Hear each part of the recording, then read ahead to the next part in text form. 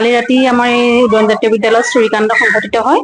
আমি যেতিয়া স্কুললৈ আহিছো তেতিয়া আমি 8:30 বজাত আমাৰ প্ৰিন্সিপাল বাইদেউ প্ৰথমতে প্ৰিন্সিপাল বাইদেউ নহয়, আমাৰ যি বাইদেউ থাকে তেওঁ প্ৰথমতে গম পাই বাইদেউক খবৰ দিয়া হয়। আমি যেতিয়া আহো তেতিয়া দেখিছো স্কুলৰ 5খন ফেন ভাঙি লৈ গৈছে আৰু কিছুমান ভাঙি চিঙি শেষ কৰি থৈ গৈছে। গোটেই লাইট বৰ্ড চব ভাঙি মেলি শেষ কৰি থৈ গৈছে। আমি এতিয়া বৰ্তমান পুলিচ প্ৰশাসনৰ লগত কৰিছে, এজাহাৰ দিয়া হৈছে।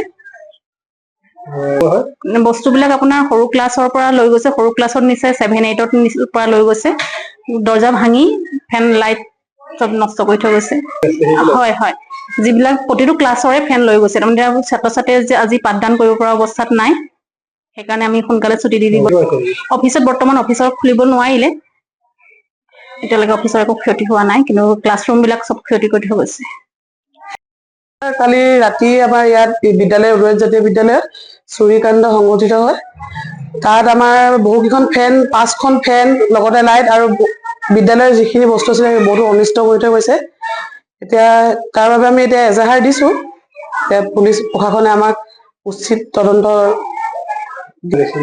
আমি এতিয়া বিদ্যালয় খুলিবলৈ আহোতে যেতিয়া বাইদেউ গৰাকী আহিছে খুলিবলৈ, তেখেতে আহি কৈছে যে গোটেই ৰুমবোৰ খোলা আছে। যেতিয়া চাইছোহি ফেন কেইখন একো নাই। ফেন 5খন, লাইট আৰু আপোনাৰ যিখিনি বৰ্ডবোৰ আছিলে ফেনৰ লাইটৰ গোটেইখিনি ভাঙি থৈ গৈছে আৰু তাঁৰ চাৰবোৰ চব ছিঙি মেলি পেলাই থৈ গৈছে। যিকোনো খবৰৰ বাবে যোগাযোগ কৰক আমাৰ এই নম্বৰত 9181 307 221।